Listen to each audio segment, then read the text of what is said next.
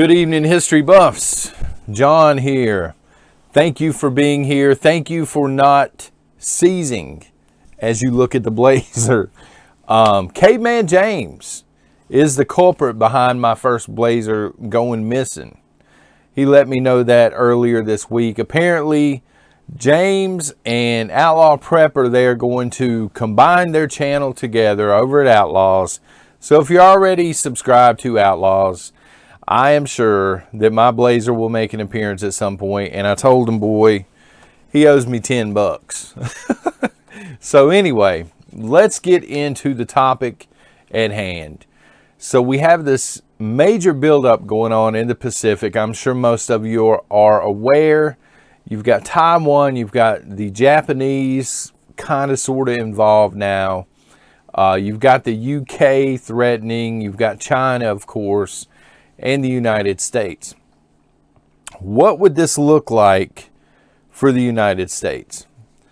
This would be, in my opinion, the dumbest conflict that America or potentially any country throughout history has ever got involved in. We are so badly outmatched. And I'm not pro-communist, pro-China, but somebody's got to say it, okay? I would hope that if Biden is ready to pull the trigger and go to war over in the Pacific, that he at least has one general that has the gonads to stand up and say, no, Joe, we don't want this smoke, son. Because we're just getting out of a 20-year war in the Middle East. Conflict, whatever you want to call it. Some people say it's not a war, it was a policing mission, and that's fair. You know, we've been the world's police officer for God knows how long now, right? So a 20-year conflict / war / policing effort in the Middle East. 2 decades. This war, in terms of money, has cost the United States $1 trillion. That's how much debt we've incurred just from that conflict. We have, throughout the last 20 years, deployed 100,000 troops. Some have made it home, some haven't. You know, and then you factor in all of the, you know, just the headache that has went along with the entire Middle East, okay? We've used our tech, because our technology, folks, is far superior to the stuff that they're using in the Middle East. I mean, let's be real about it, okay? We've used AI. We have put our cyber hacking teams in there to try and disrupt the enemy. And at the end of the day, we were up against a force that was roughly 60,000 strong, okay? So again, throughout the course of 20 years, we deployed 100,000 soldiers, spent $1 trillion, and gained absolutely nothing. We lost to a force of 60,000 less equipped individuals. Because those individuals did not want us there. Those individuals resorted to guerrilla tactics. And it was just a place that we never should have been in the first place. You know, I'm going to argue at least. So let me explain to you what's going on with the United States. I'm going to cover this in great detail over on Prepper Nation sometime this week, okay? There are a lot, people keep saying we're the new Rome, and I get those similarities, and there are plenty. But I think we're more like the Ottoman Empire. You folks can Google the Ottoman Empire, or I'll try and link it down below, okay? So the Ottoman Empire, back in the day, pre-World War I, that was the happening empire. That was the one. They had tons of power. They were a huge military strength, okay?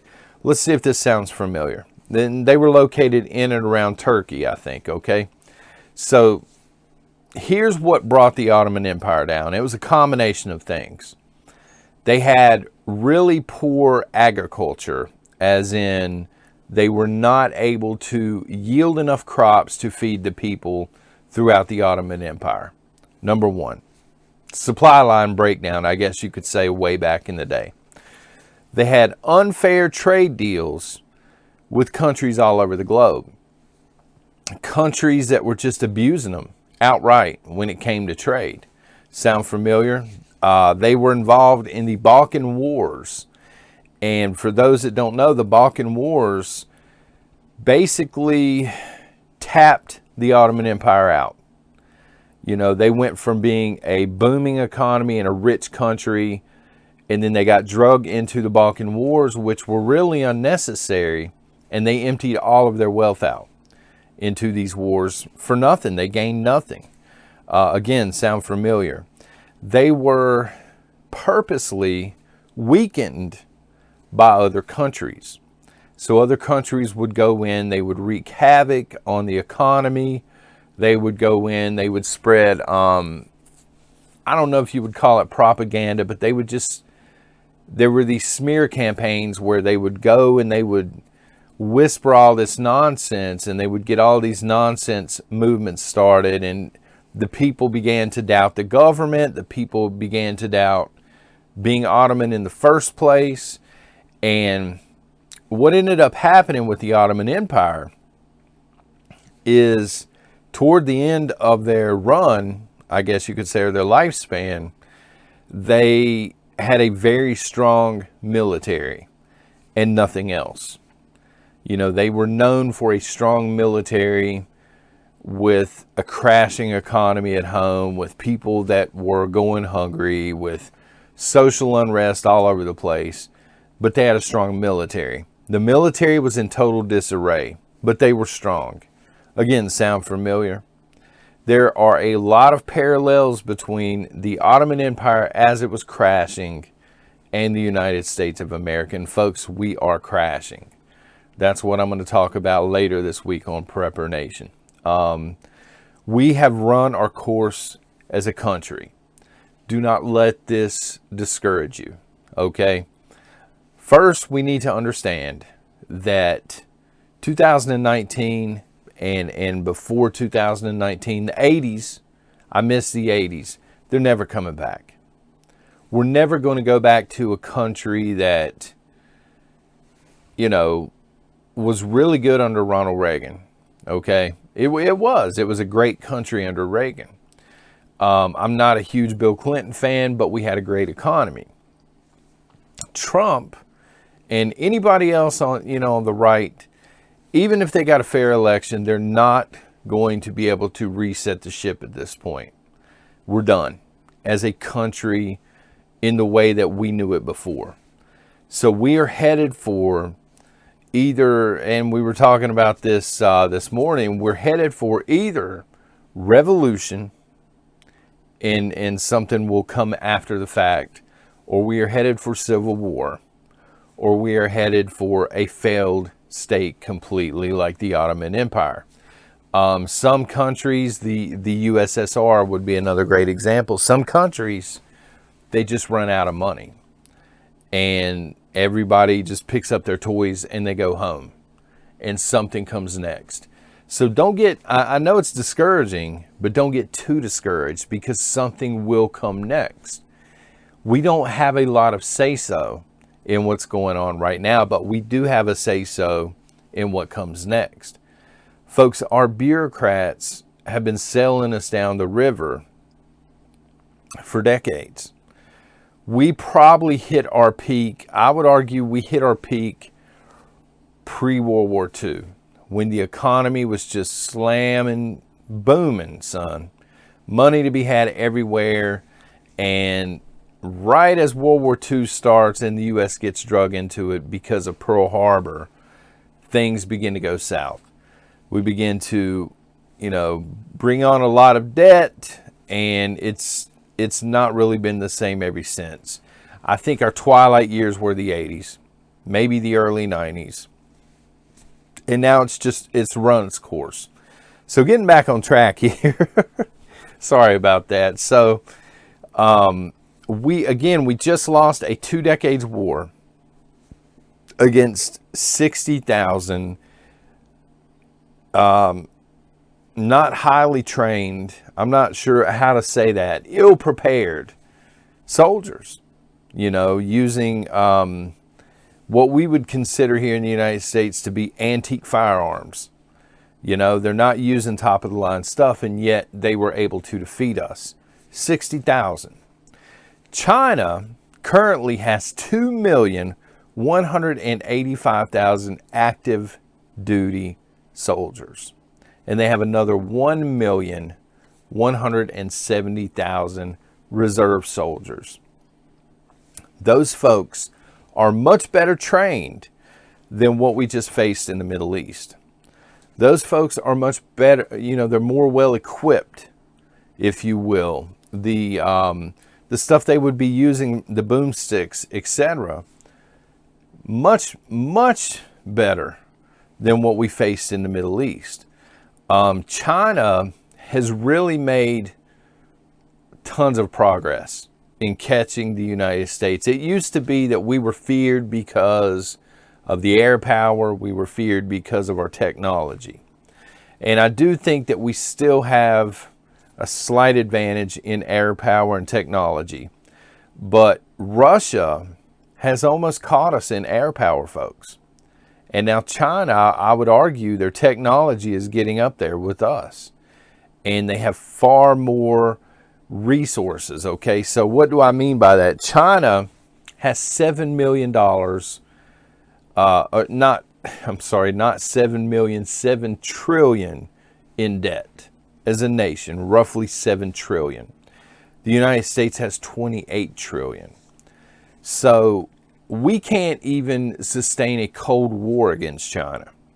They know they have us beat either way. Much like the Ottoman Empire, China has come in. They have caused all kinds of chaos socially, in my opinion. All of these pro-communist groups, etc., they're all here to disrupt the United States. They're all here because they want to guilt the United States into getting rid of its national identity. Okay, same thing happened with the Ottomans. It's happened time and time again to failed nations, to failed states. They want to disrupt from within. But they know if, you know, we're in a Cold War right now with China, I would argue. We can't keep up. We don't have the money. They know it. If we try to keep up with them in terms of a Cold War, we end up like the USSR. We're just going to run aground. We're going to run out of money. And that is where we are headed right now. I think the United States government has figured this much out, and they don't know what to do about it. There's nothing they can do about it. It's too late. It's too late. Where do you come up with $28 trillion of actual wealth? I'm not talking about printing the money off. The actual wealth. How do you get $28 trillion from an economy filled with people, by and large, that will not work anymore and that hate the government and that have been conditioned to hate the government and to be pro-communist? China has already beaten us. They've played the long game and they have defeated the United States. In much the same way, I would argue that Reagan helped to defeat the USSR. You know, he sacked them economically. We didn't actually have to go to war with the Soviet Union. We just had to wait for the wheels to fall off. And that's what China's doing right now. The question becomes, what do we look like? What do the 50 states look like after the fact? Well, you have illegal aliens. I don't want to go too far down the rabbit hole, but you have illegals coming in. I think we said yesterday, 5,000 a day. That is going to change what the southern states look like. You know, Arizona, Texas, New Mexico, those states down in and around Nevada, that's going to change what that looks like. And I do believe that's going to be at least partially absorbed by Mexico. Okay? And then what is left, I think, is going to split in half. I really do. I think you're going to have a group of, you're going to have an area of the country where the patriots migrate. And that seems to be part of Texas, Oklahoma, especially Florida, Louisiana, Kentucky, Alabama, Mississippi. That seems to be where patriots are headed by and large. And then the West Coast is becoming extremely, extremely liberal. So we're seeing in slow motion a restructuring of the United States. So to go to war with China at this point, it's pointless. I mean, it really is. What are you going to gain? You can't beat them on a battlefield. They have too many people. Logistically, you would be fighting halfway around the world. You would be equally matched when it comes to technology, and your supply line is a total nightmare. And you're going to bring on more national debt that you can't afford. So you can't beat them on a battlefield. You couldn't even beat Afghanistan on a battlefield, number one. Number two, you can't beat them in terms of Cold War because they're playing the waiting game. They're going to outlast us financially. So we get to see what it looks like. Folks, that's just my take on China. Hopefully, somebody is in and around the Biden camp, hopefully a military mind. Hopefully somebody has some sense when they sit down in the war room with Biden and they say, we can't do it. It's over, Joe. It's over.